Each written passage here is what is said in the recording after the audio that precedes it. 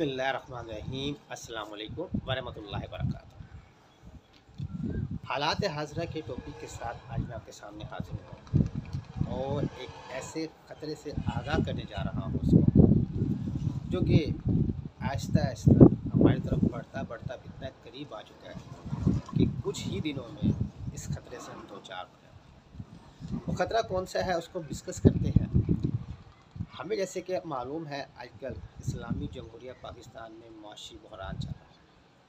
इस मुआशी बहरान की कई वजूहात हैं। उसमें एक वजह को हम जो मेन वजह है, जो मेन काज है, उसको डिस्कस करने जा रहे हैं और देखते हैं कि इसकी वजह से हमें आने वाले वक्तों में क्या नुकसान हो सकता है और इस चीज़ से मुआशी बहरान से निकलने के लिए क्या क्या मुख्तलिफ आरा मुख्तलिफ सोच हो सकती है, उस पर भी बात करें। चलते हैं अपने टॉपिक की तरफ। तो जैसे कि हमें तारीख से इल्म है कि हमारे जब हिंदुस्तान इकट्ठा था तो उस वक्त 1700 समथिंग में क्या होगा, हमारे पास ईस्ट इंडिया कंपनी के नाम से एक कंपनी आती है। वो सिर्फ एक कंपनी होती है जिसका काम होता है इम्पोर्ट एक्सपोर्ट का। इस कंपनी के पास कहा जाता है कि इतनी ज़्यादा फ़ौज होती है जितनी कि फ़ौज खुद इंग्लैंड के पास नहीं होती। इंग्लैंड की जो कंपनी होती है, अब उस कंपनी में ईस्ट इंडिया कंपनी क्या करती है, जहाँ से पहले औरंगज़ेब आलमगीर के दौर में कारोबार की, जहाँ पर बिज़नेस करने की इजाज़त लेती है, आहिस्ता आहिस्ता अपने बिज़नेस को बढ़ाते बढ़ाते इस मकाम तक पहुँचती है कि वो फिर डिसाइड करने लग जाती है कि इस इलाके में कौन सा गवर्नर लगाया जाए, कौन सा हुक्मरान लगाया जाए।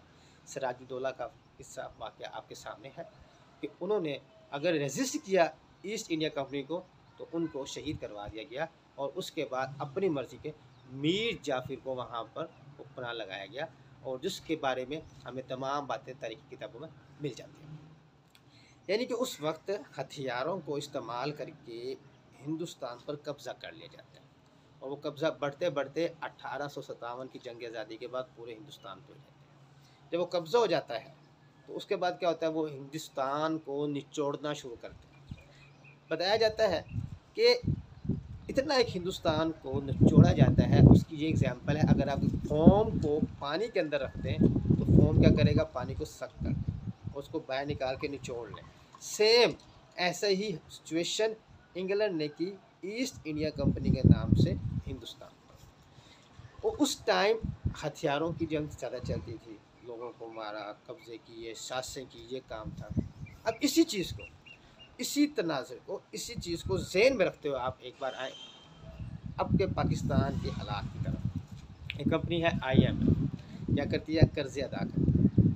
कर्ज़े किस लिए अदा करती है, जब कोई मुल्क में हालात सुधर ना रहे हों तो उनको कहा जाता है कि उनके हालात को सुधारने के लिए कर्ज़े फराहम करते हैं। लेकिन यह पहला क्वेश्चन बनता है कि IMF को क्या ऐसे ममालिक के साथ रिश्तेदारी है, क्या ऐसा सगापन है कि जिनको वो कर्ज़ा दे रही है, कर्जा दे रही है, सूद ले रही है, ठीक है, लेकिन इसके अलावा उसके बैकग्राउंड में कुछ ऐसे तलख हक़ाइक़ हैं जिन्हें हमें आज समझना होगा कि वो हमारे करीबी नहीं है, कि जो हमें कर्जा देकर हमारे मुआशी हालात को सुधारना चाहते हैं। उनका मकसद कुछ और है। तो उसी मकसद को डिस्कस करने जा रहे हैं। देखिए, पहले हथियारों की, फ़ौजों की साज़िशें करके, गद्दार पैदा करके मुल्कों पे कब्ज़ा किया जाता था। आज मुल्कों में मुआशी बहरान पैदा करके कब्ज़ा किया जाता है। अपने मुल्क के हालात देख लें, हम कब से IMF से कर्ज़ा ले रहे हैं। अब पाकिस्तान पर तकरीबन 54 बिलियन के करीब, $54 बिलियन के करीब सिर्फ IMF का कर्ज़ा हो चुका है। अच्छा, उस कर्ज़े से लिया इंटरेस्ट, सूद हम अदा कर रहे हैं, कर्ज़ लिए जा रहे हैं, हमारी हुकूमत आती नहीं है, कर्ज़ लेने पहले पहुँच जाती है। अच्छा, क्या हुआ, पहले तो वो हमें कर्ज़ा आसान तरीक़ों से, आसान शराइत पे देते रहे। अब देखें, उनकी शराइत सख्त होती जा रही है। अच्छा, उनकी शराइत का ताल्लुक ज़्यादातर आवाम से होता है। फॉर एग्ज़ाम्पल, बिजली की कीमत बढ़ा दें, पेट्रोल की कीमत बढ़ा दें, जी ये कर दें, वो कर दें। क्यों, ज़रा सोचा आपने, ऐसा क्यों है? मतलब वो उन हुक्मरानों को ये शराइत क्यों नहीं देती कि आप अपने जो खर्चे हैं वो कम करें, या आप कोई ऐसा कोई सिस्टम लगाएँ जिससे आपका मुस्तकिल तौर पर कोई पैदावार पैदा हो। हमारे पैसों का ये शर्त है कि आपने इसको सब्सिडी में शामिल नहीं करना। नहीं, ऐसा नहीं है। क्यों?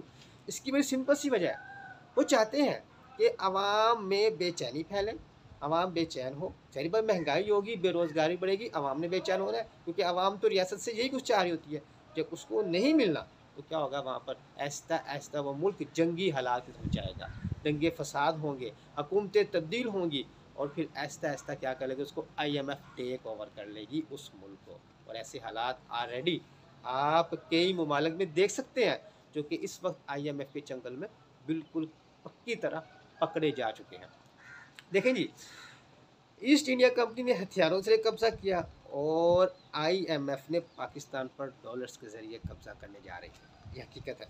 आप इस चीज़ को इस चीज़ से देखें कि अब उनकी शराइत इतनी सख्त होती जा रही हैं कि जो हुकूमतें पूरी नहीं कर पा रही, पेट्रोल की कीमत इतनी बढ़ा दो, तो ज़ाहिर बात है जब जो अगली बार IMF से कर्ज लेने जाएंगे तो वो आहिस्ता आहिस्ता क्या करेंगे, मुल्क की चीज़ों को गिरवी रखना शुरू कर देंगे। गिरवी तो पहले रख रहे हैं, अब वो क्या करेंगे, लेना शुरू कर देंगे।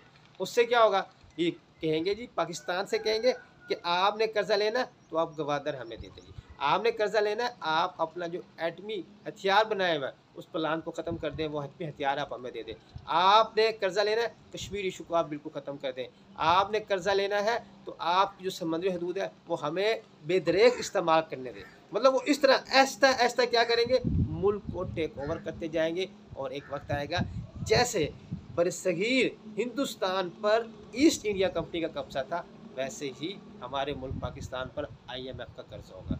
उस वक्त वो उन्होंने अपना कब्जा जमाने के लिए फौजी हथियार गद्दार पैदा किए थे, तो ये अपने यहाँ पर कब्जा जमाने के लिए मुआशी बहरान और टके टके का हमें काबिल टके टके के लिए हमें भिखारी बना देंगे, और हमें इस तरह हम पर तसल्लुत कायम कर लेंगे कि हम इनके चुंगल से आसानी से आज़ाद नहीं हो पाएंगे। तो ये एक बहुत बड़ा ख़तरा है जो कि पाकिस्तान में की तरफ बढ़ता जा रहा है आहिस्ता आहिस्ता। देखिए जी, वो जानबूझकर ऐसे हालात क्रिएट किए जा रहे हैं, आवाम अब फटती जा रही है, आवाम में बेचैनी पैदा होनी शुरू हो जाएगी, और वक्ती आहिस्ता आहिस्ता क्या होगी, हुकूमतें तब्दील होंगी। स्टेट बैंक ऑलरेडी उनके कब्जे में जा चुका है। स्टेट बैंक का जो चेयरमैन है, स्टेट बैंक का जो, वो अब बाकायदा IMF का आदमी होता है। इस चीज़ से आप अंदाज़ा लगा लें कि स्टेट बैंक बाकायदा IMF ख़रीद चुकी है हमसे, हमारे उन कर्ज़े की मद में हमसे स्टेट बैंक वो गिरवी रखवा चुके हैं। इसलिए हमेशा स्टेट बैंक उनका आदमी आता है। एक बात याद रखें, IMF कोई हमारी सगी नहीं है जो हमें हमारे ही मुआशी हालात सुधारने के लिए कर्जा देगी, नहीं। वो किसी और मिशन पर है, और वो मिशन बिल्कुल क्लियर है कि वो यहाँ पर आवाम में बेचैनी पैदा करके, आवाम में महंगाई और बेरोज़गारी बर्पा करवा कर, अपने कर्जे दे देकर आहिस्ता आहिस्ता क्या करेगी, हमारे मुल्क को टेक ओवर करना शुरू कर देगी। और एक वक्त आएगा कि हम जैसे हिंदुस्तान ईस्ट इंडिया के कब्जे में था, वैसे ही पाकिस्तान IMF के कब्जे में होगा। तो इसलिए मैं दरख्वास्त करता हूँ पाकिस्तान के तमाम स्टेक होल्डर से, आप लोगों ने यहाँ से चले जाना है, हमें इस बात का अच्छा सा बखूबी अंदाज़ा है, लेकिन आप लोग जो आवाम के लिए मुश्किलात पैदा करके जा रहे हैं, आपकी हुकूमतें आती नहीं हैं और आप कर्ज़े लेने पहले पहुँच जाते हैं, जिसका आपको अंदाज़ा नहीं है कि आप इस आवाम के साथ कितना बड़ा जुल्म कर रहे हैं, और इस जुल्म का आपको कभी ना कभी रिटर्न मिलेगा, ये हकीकत है।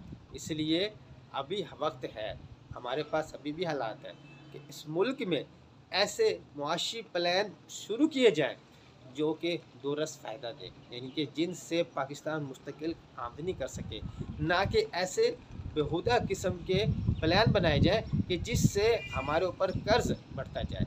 मैं एक सिंपल सी एग्जांपल देता हूँ। एक वक्त था हमारी गंदम, हमारा चावल पूरी दुनिया में मशहूर था, उसको हम बाहर भेजते थे, लेकिन क्या वजह है, क्या हालात है कि अब हमारे पास वो चीज़ें बाहर नहीं जाती।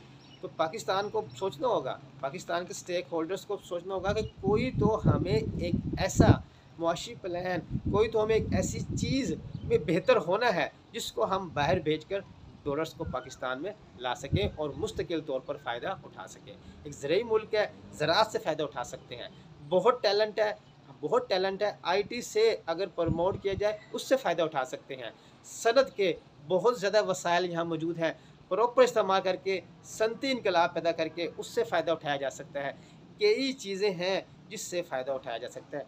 आप एक बात याद रखें कि इस मुल्क के पाकिस्तान में खुदा वाहिद तआला ने इतने वसाइल दिए हैं तो अभी तक इतने अरसा गुजरने के बाद भी ये औजारों पर और भीख पर चल रहा है। तो इसका मतलब ये है कि हम अगर उन वसाइल का प्रॉपर इस्तेमाल शुरू करते तो हम इस मुल्क को बहुत आगे तक ले जा सकते हैं।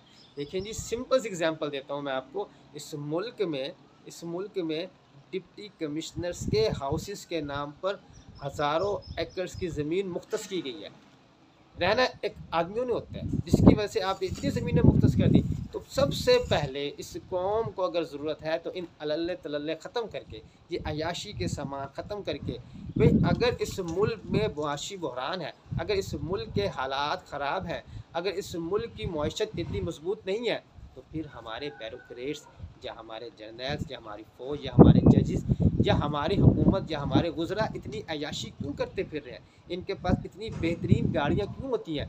अगर आवाम के हालात ख़राब हैं तो इनके हालात भी ख़राब होने चाहिए। यानी कि इनको भी इस बारे में सोचना चाहिए कि हम कब तक इस मुल्क के लोगों को फ्रॉड लगा सकते हैं। देखें जी, एक वक्त आएगा IMF का नुकसान आम आदमी को तो अभी हो रहा है। बिजली महंगी खरीद रहा है, पेट्रोल महंगा खरीद रहा है, घी ऑयल महंगा खरीद रहा है, डॉलर्स कहाँ से कहाँ पहुँच गया। लेकिन याद रखें, एक वक्त आएगा कि यही नुकसान जब आवाम तो पहले बर्दाश्त कर रही है, आगे भी करती रहेगी, ये अशरफिया यानी कि ये ब्यूरोक्रेट्स और इस्टेब्लिशमेंट के तमाम लोगों को बर्दाश्त करना पड़ेगा।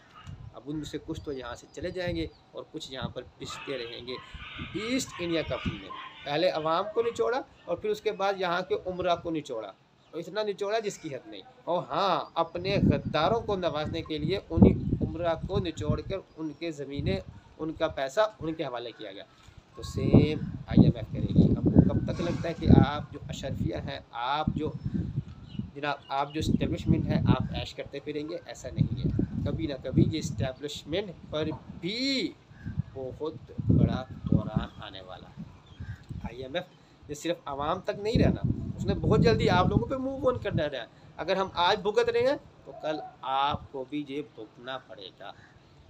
ये था एक थोड़ा सा मेरा तज़िया। उम्मीद है आपको अच्छा लगा होगा। अगर अच्छा लगे तो इस वीडियो को शेयर लाजमी कीजिएगा, ताकि हुकूमती अवानों को, इस मुल्क के स्टेक होल्डर्स तक हमारा ये पैगाम पहुँचाया जा सके। तब तक के लिए अल्लाह हाफ़िज़।